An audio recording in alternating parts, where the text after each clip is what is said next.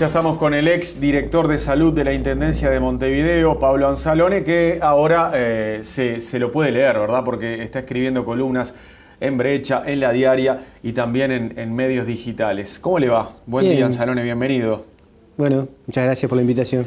Vamos a hablar de un tema que usted ya tocó acá con Jaime Clara en el Observador TV, pero cuando era jerarca de la comuna, ¿verdad? Ahora, como exdirector, ¿qué tal está mirando lo que sucedió con el decreto que obliga a etiquetar los alimentos transgénicos? Porque la actual administración lo que hizo fue suspender la aplicación de la normativa. ¿Por qué cree que la Intendencia hizo eso? Bueno, no, eso tendrían que preguntarle a quienes hayan resuelto eso. Bien. De cualquier manera, es interesante. Yo creo que es un tema importante que corresponde que la sociedad uruguaya se involucre en el mismo. Por eso me pareció bien, incluso cuando hubo otras oportunidades de explicitar y de discutir los motivos de esta normativa como de otras. Montevideo desarrolló en el último periodo varias normativas de avanzada en materia de alimentación. Esta es una de ellas, porque se apoya en un elemento clave desde el punto de vista de cualquier estrategia de seguridad alimentaria, que es el derecho del consumidor, ¿no? Hay otros dos grandes pilares de cualquier estrategia, una que es las mejores prácticas dentro de las empresas, la capacitación, el trabajo con la empresa y con el trabajador, y hay otra que es la capacidad de fiscalización, ¿no? Por supuesto, la capacidad de tener un laboratorio de primera línea, con inspectores con tecnologías adecuadas. Esos tres pilares, la fiscalización, el trabajo con las empresas y los derechos del consumidor y la capacidad del consumidor de controlar la alimentación que consume, ¿no?, que adquiere, son los tres grandes ejes de una política alimentaria. Y en los tres se ha avanzado.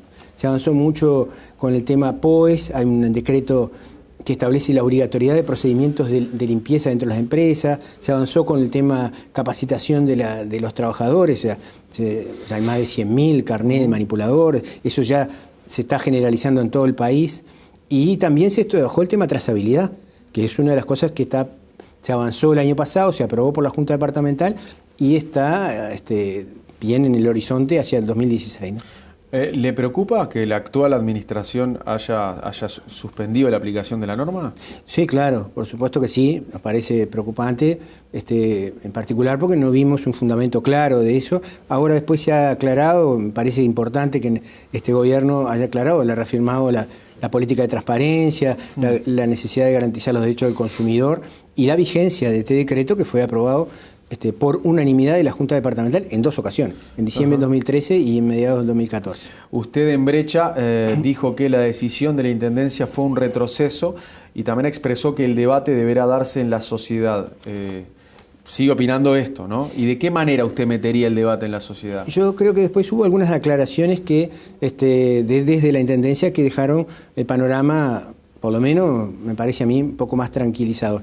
De cualquier manera, yo creo que el debate en la sociedad corresponde. Ha habido varios seminarios en distintas instancias. Sí. Participamos incluso en Maldonado, ahora hace poco en uno. Es un tema que tiene varias aristas, ¿no? Tiene una que es la que yo defiendo fuertemente, que es la idea de que toda política de derecho del consumidor es una ampliación de los derechos de la ciudadanía. Los ciudadanos tenemos que apostar a la ampliación de sus derechos, y los ciudadanos pueden ser electores, pueden ser militantes políticos, pueden ser usuarios de la salud, pero siempre son consumidores. Y por lo tanto, los derechos del consumidor son un elemento que en todo el mundo protege a la población frente a los intereses o a los poderes que existen fácticos, económicos o culturales en ese sentido. Esto yo creo que es un elemento que vale la pena destacarlo en ese sentido, porque en materia de alimentación se han dado otros pasos. Montevideo es el único departamento, y tampoco el Gobierno Nacional lo ha hecho, que puso su base de datos de alimentos en la página web. O sea, esta consulta abierta a cualquier ciudadano puede consultar los alimentos que se venden en Montevideo. Y hay una línea que está previsto ya avanzar incluso en las empresas. O sea, hay una línea de darle más posibilidades al consumidor para que ejerza los derechos. Al mismo tiempo, hay preocupación en la sociedad con respecto al tema de alimentación, ¿no? O sea, cómo nos alimentamos, qué efecto tiene esto sobre nuestra salud. Tenemos una mala alimentación los uruguayos, comemos demasiada sal, demasiadas grasas, demasiados azúcares. nos enfermamos por eso. Las enfermedades crónicas en nuestro país son más del 70% de las muertes, están muy vinculadas a los malos hábitos de alimentación. Tenemos cifras que son muy superiores al contexto regional. Entonces, está bien que haya una preocupación en el tema alimentación. Y en ese sentido, el derecho a saber lo que consumimos nos parece que es un elemento clave. O sea, el consumidor tiene que tener, por eso el etiquetado hay que repensarlo no solamente en este punto, hay que repensarlo globalmente, porque el etiquetado hoy no cumple esa función informativa que debería, ¿no? Ahí tenemos, Anzalone, la T dentro del triángulo amarillo que aparecía en los alimentos con transgénicos hasta hace poco, ¿no? Así estaban etiquetados. ¿En qué cosas cree que hay un retroceso si no tenemos más esta etiqueta? Bueno, esta etiqueta era un paso que se dio primero en consulta con el Ministerio de Salud Pública, que reafirmó la autonomía departamental, y luego como un paso para que se ampliara al resto del país. O sea, siempre pensamos de que hay 64 países en todo el mundo que exigen el etiquetado de los transgénicos, Brasil, Japón, la Unión Europea, son elementos como para darle al consumidor esa información. Y luego el consumidor puede decidir libremente si quiere consumirlo o si no quiere consumirlo. De todas maneras, la información tiene que estar. En ese sentido es que si no se implementara este decreto, creo que sería un retroceso. Más bien, lo que nosotros veíamos era la perspectiva de que se ampliara en otros departamentos y que en algún momento se adoptara como ley nacional. Porque además eso es lo que el Ministerio de Salud Pública nos contestó cuando nosotros hicimos la consulta. Nos dijeron, es necesaria una ley nacional que todavía no existe, ¿no? Pero los gobiernos departamentales tienen autonomía y competencia específica en los temas de alimentación en su marco específico. Claro, ¿no? Justamente la directora de la división, Annalise Verón, dijo que se trata de una decisión política, esta suspensión, y que quieren revisarlo y ponerse a tono con el gobierno nacional.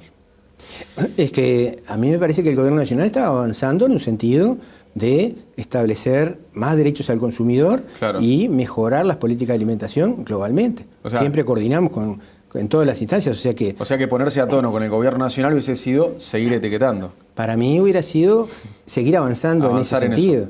Yo creo que, por eso digo, esto es un paso. Yo creo que es necesario repensar el etiquetado para que, como existe en otros países en el mundo y en América Latina, haya un etiquetado por colores según el nivel de sodio, de grasas o de azúcares. O sea, es necesario avanzar poniendo más elementos a disposición del consumidor y no retroceder en ese plano, ¿no? Ese plano me parece que sería realmente una pérdida, ¿no? O sea, ¿qué tipo de alimentos ya se estaban etiquetando? O sea, ¿se implementó el etiquetado? ¿Se llegaron a etiquetar con la T amarilla? Sí, claro. El criterio que la administración anterior aplicó fue de flexibilidad en cuanto a los plazos para las empresas, pero no de prórroga en cuanto al decreto. El decreto está vigente desde enero del 2015. ¿No? Fue aprobado en el 2013, fue ajustado en el 2014, reglamentado en el 2014 y a partir de enero del 2015 está vigente. Y empezaron a etiquetar ahí. Y allí se les planteó a las empresas que tenían que declarar la presencia de transgénicos dentro de los alimentos, declararlo ante la Intendencia y plantear en qué plazo iban a implementar ya el etiquetado, ¿no? Entonces, porque las empresas argumentaron diciendo que necesitaban un plazo para poder colocar el sticker o para poder cambiar la rotulación. Claro. ¿No? Eso se concedió entre 30 y 90 días, según los casos, de plazo a las empresas para que cada uno de los productos, pero todos tenían que declararlo. Y en el caso de que la empresa pudiera sostener de que no sabía si tenía componentes transgénicos o no, que es posible, sobre todo en caso de importadores, ¿no? Porque el productor sabe lo que pone dentro del producto, o sea que si sabe que si los componentes originales, las materias primas, son transgénicas, el resultado final también lo es. Pero en los casos de que son productos importados, que esto puede ser un elemento menor, bueno, era una duda y una objeción razonable, pero que se resolvió porque la Intendencia con Facultad de Ciencias tiene capacidad analítica para resolver ese tema, para decir sí, realmente el alimento tiene o no tiene. Por lo tanto, si la empresa planteaba esa duda, no había ningún problema, se le hacían los análisis y se le indicaba si tenía que etiquetar o no. ¿Usted confía en que la Intendencia de Montevideo lo volverá a aplicar, el decreto? Claro, yo creo que sí. Sí. ¿Cree que lo van a volver a hacer? Sin duda, porque me parece muy difícil no seguir avanzando en esto. Es una tendencia mundial. el hecho de que el consumidor tiene que tener más derechos, tiene que tener más posibilidades de ejercerlos, y los organismos del Estado tienen que generar instrumentos para eso. Por eso yo decía, poner la base de alimentos en la página web, o poner en el código QR que está en los comercios alimentarios, sí, la información sobre si está habilitado o no, la posibilidad de hacer denuncia, todo eso ya está vigente. La posibilidad de hacer denuncia fácilmente, esos son elementos, y también la información, porque la información para saber qué cosas cuidar. Uno sabe que, por ejemplo, la fecha de vencimiento es muy importante, pero hay otros elementos como la cadena de frío, hay otros elementos como el estado del embalaje, del envoltorio, ¿no? La higiene dentro de los locales. Todo eso, el consumidor es el principal interesado en que eso se realice, ¿no?, adecuadamente. ¿Está comprobado ya que los transgénicos son malos para la salud? No, para nada. Desde el punto de vista científico, hay una gran controversia, pero hay una opinión mayoritaria que dice que no se le han comprobado. Hay otros que dicen que sí y presentan otros estudios. Y a su vez, más allá de eso es un aspecto que sobre todo vincula con la idea de principio de precaución. La idea de decir, bueno, las cosas que no sabemos exactamente qué consecuencias puede tener, tengamos cuidado, ¿no? Tengamos cuidado de cómo las manejamos, porque la ingeniería genética es una herramienta impresionante. Claro, porque muchos podrán decir, bueno, pero ¿por qué es tan necesario etiquetar si no se comprobó que son malos para la salud estos alimentos? Hay muchos otros debates vinculados con la temática. Otra es la asociación con plaguicida y pesticida de determinados cultivos, el efecto que esos plaguicidas tienen sobre la salud humana, que ahí sí claramente está comprobado que tienen efectos negativos, ¿no? O sobre el medio ambiente, cómo afecta esto el medio ambiente. Son todos debates que están vinculados, pero que son diferentes, que abarcan aspectos diferentes. En este caso, lo que Montevideo hizo fue tomar una propuesta que viene de la sociedad civil, pero que también tiene una amplia ya implementación y experiencia a nivel internacional. Toda la Unión Europea, ¿no? Ya decíamos, Japón, 64 países. ¿Por qué existe la preocupación en la población con respecto al tema? Y porque si alguien quiere dejar de consumir alimentos que sean transgénicos, tiene derecho. Y si no lo sabe, no puede ejercer ese derecho. Entonces, si no se informa, por eso se le pone en los rótulos toda la información, porque el consumidor tiene que poder resolver libremente y no ocultándole si ese alimento tiene o no componentes transgénicos. Claro. ¿Cree que hubo presiones o lobby de las empresas involucradas en este tema?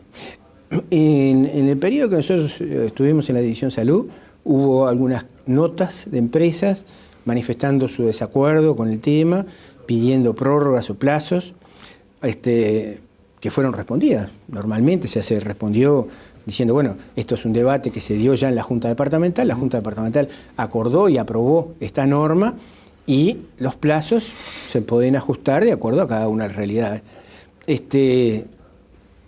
Eso me parece que está dentro de lo que es un juego natural y normal de relacionamiento entre cualquier actor social o económico, en este caso, con los poderes del Estado.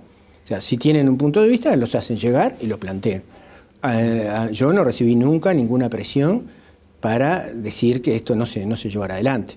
O sea, no recibí ningún planteo, y la intendenta y todo el equipo de gobierno y la Junta Departamental resolvió este tema con amplísimas mayorías, o sea, con unanimidad. Quiere decir que en torno a esto hay, me parece a mí, un avance global como departamento, y yo creo que en ese sentido también como país, porque Montevideo es el principal mercado del país, y lo que nosotros estábamos seguros, y en el propio diálogo con las empresas, que tuvimos muchas instancias de diálogo, ¿no?, con la Cámara de Industria de Alimentos. La Cámara de Industria de Alimentos al principio nos planteó objeciones y la necesidad de plazos, y finalmente nos dijo, bueno, esto no es un invento de Montevideo, hay 64 países que lo están aplicando, nosotros no nos vamos a oponer a la medida, sino que vamos a apoyar o a colaborar en lo que podamos.